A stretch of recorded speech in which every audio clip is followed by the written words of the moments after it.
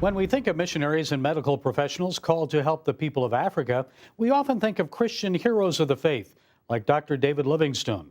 But there have been countless others, many whose stories you probably haven't heard.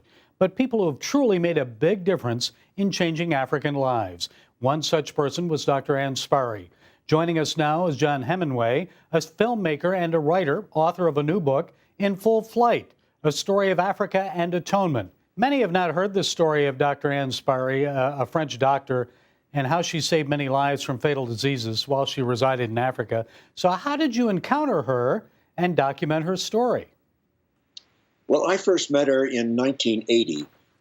I was a freelance writer, hanging out in Africa to a great degree, and she seemed to be the perfect profile I needed. She was extremely brave. She flew her own plane. She was in her early 60s at the time, and she just was unstoppable.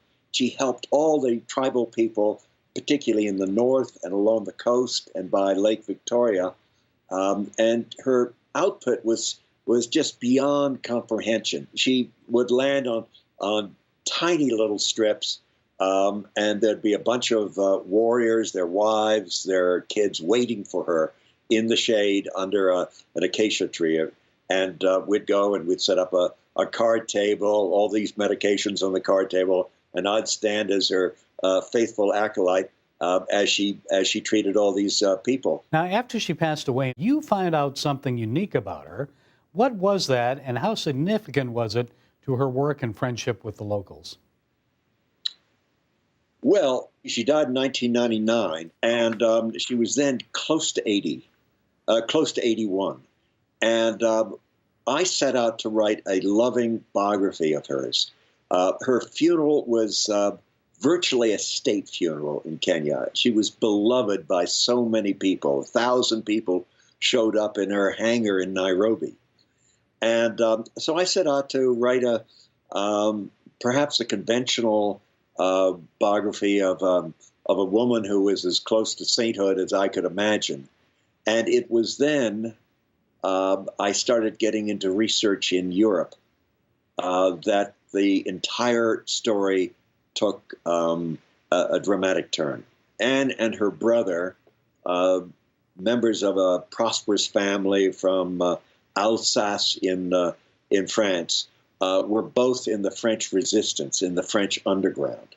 And in 1943, Anne was caught by the Germans. She was put into detention, and eventually she was put into a cattle car and shipped off to this dreaded concentration camp in Germany called Ravensbrück for women only.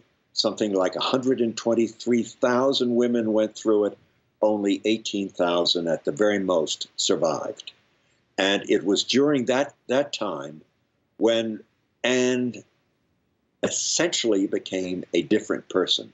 It happened over a period of 4 months, a critical 4 months that in fact informed the entire rest of her life. It was in what they call Block 10, which was for tuberculars and for lunatics. And she was in charge of this whole thing, along with the block elder, another prisoner who was, I would have to say, one of the most duplicitous, possibly evil, but provocative women in all history. I mean, she was extraordinary. Her name was Carmen Mori, and Anne fell under her dominion.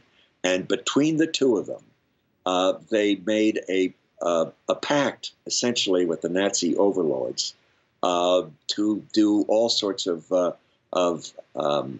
I have to say, atrocities that was in complete violation. Here was this young woman who was a medical student, and she was seeking her license. She wanted to practice medicine and help poor people the rest of her life.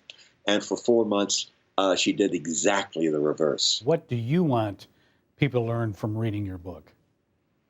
Well, I'd like people to reflect on where we are today in our world, where we are today in terms of cover-ups, where we are today in terms of what we can do to turn our lives around.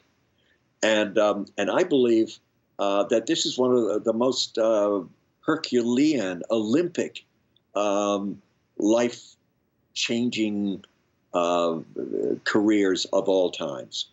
And I would say that we can learn a lot from Anne and what she achieved, because it is an act of personal will that, as far as I'm concerned, has very few equals. And it's never too late, is it? Never too late. Never too No. late. John Heminway, author of a new book, In Full Flight, A Story of Africa and Atonement.